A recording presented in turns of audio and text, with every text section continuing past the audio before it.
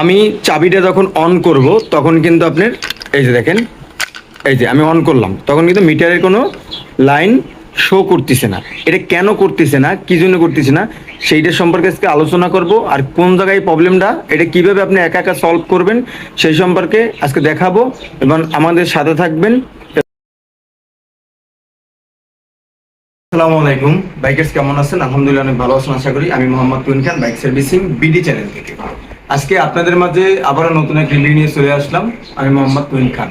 আচ্ছা, যেটাই হোক, আমি আজকে দেখাবো খুবই গুরুত্বপূর্ণ, যেমন চলতে চলতে আপনার সাথে এরকম হতে পারে, যেমনটা আমার এই ভাইয়ের সাথে হয়েছে।